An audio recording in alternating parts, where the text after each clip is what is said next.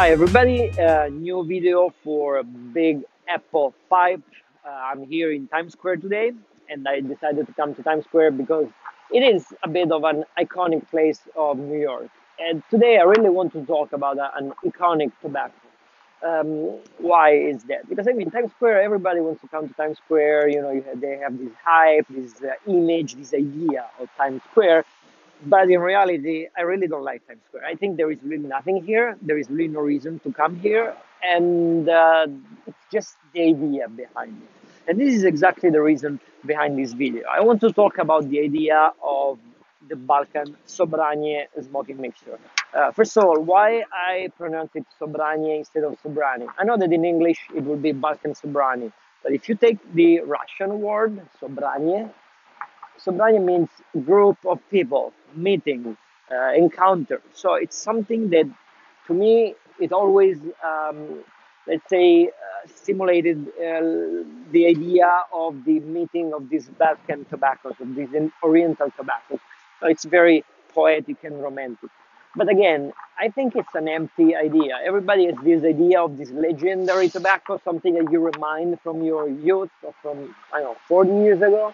But in reality, the question is, what are we talking about? Meaning that Balkan Sobranie was released in the 1920s, and it was produced until 2006.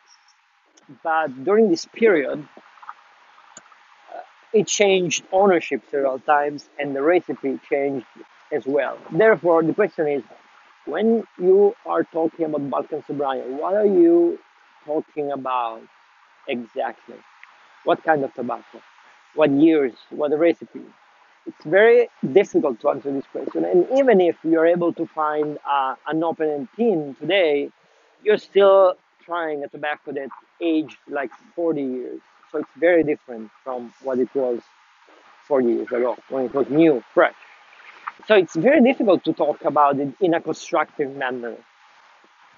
And also, when you talk about this tobacco, Balkan Sobranie from Germans, the current production, you're talking about the tobacco that, I mean, German, they acquired the rights from Gallagher International, they acquired recipes, they also acquired the machineries that were used in the 80s. So when you hear people talking that it's so different and it's terrible, it's crap, the question is why? I mean, of course, we know that there is no longer the Latakia they were used 30, 40 years ago, and the Orientals, everything is different. But still, it should really be close. So what we're challenging here is more of an idea of a tobacco than an actual tobacco. Therefore, the idea behind this video is why, instead of discussing about the tobacco, why don't we talk about the idea of this tobacco?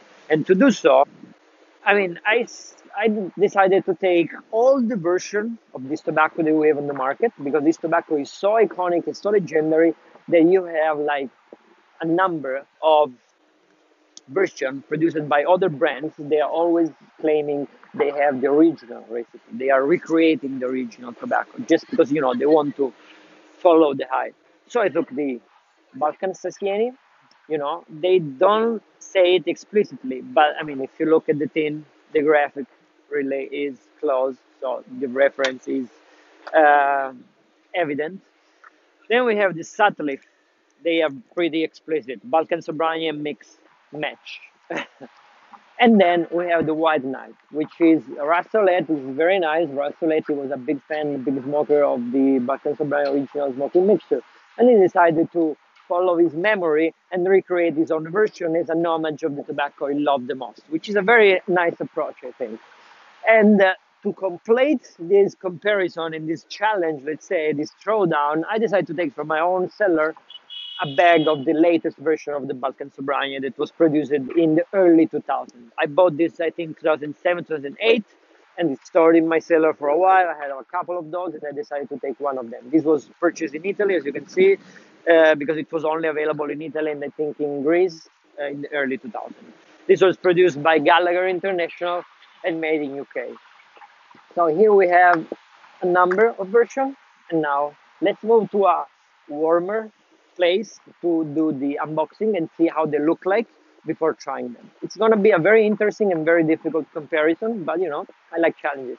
So see you shortly. Let's find a better place.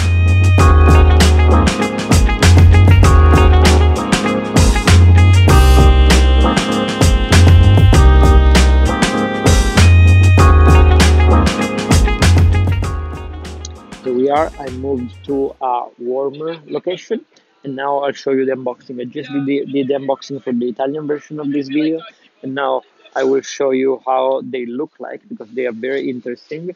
Also, all those tobaccos, how they look like when you open them. So let's turn.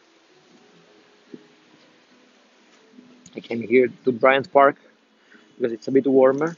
So let's start from the Sattler. As you can tell, it's a pretty blonde tobacco. So you can really see just some black spots, not really too much. So it's tobacco that is mostly Virginia and Orientals with some spot. Also, if you smell it, you can definitely detect the Orientals, that spiciness, the tanginess of the Orientals, but the smokiness and the spiciness of the Latakia, it's almost undetectable. So I will assume just by smelling it, that this is a more Oriental forward tobacco rather than Latakia. The interesting thing is that it's a sat leaf and it's a bulk. Usually bulk from sat leaf are always very, very interesting. So I think I will like this one. The Balkan Sasieni. Sasieni, it's a beautiful brand of pipes, probably one of my favorite. I really don't know what is the relationship, the relationship and the history between these tobacco and the pipes. Anyway, it is currently produced by Scandinavian Tobacco Group, as is written here. But let's see. I mean, it's what I like about the Balkan Sassin is that it's a very affordable tobacco. It's like $8 per tin, and it's very easy to find anywhere. And I think that for the price point, it is overall pretty good. I smoked only a tin a few years ago, and as you can see, it is mostly dark compared to the Satleaf. In this case, it really smells like any kind of mainstream Balkan mix. Uh, Very smoky, very spicy, a little more of a hint of Latakia. So I really don't know. I think the quality of this tobacco is more average than the others, but for the price point, it's good. So I think this is the more mainstream one of all of them. Uh, but anyway, it's very interesting. It's very good. I liked it. I never order it again because I mean I don't like this kind of classic mainstream Balkan style. I like something which is more particular, I like the Balkan from Gawit and Hogarth, which I didn't put in this throwdown because it's not a explicit reference to the Balkan Sobranie. But anyway, it seemed pretty good. I mean, it's smoky, Orientals, very mainstream, very what you can expect from any kind of Balkan. Anyway, here we have the White Knight. So this is the most interesting one. I mean, there was the one I was most curious about, together with the Sobrania from Germany. So as you can see, it's a very interesting tobacco because it's very blonde, like the Sutcliffe, but look at the cut. It's very coarse cut. It's a very large ribbon, you see which is very interesting. I mean, and the smell is interesting as well. This is more of a grassy note, a little bit of uh, dung, if you want. Yes, definitely. There is really this hint of dung of the classic Latakia, which is very good. So grass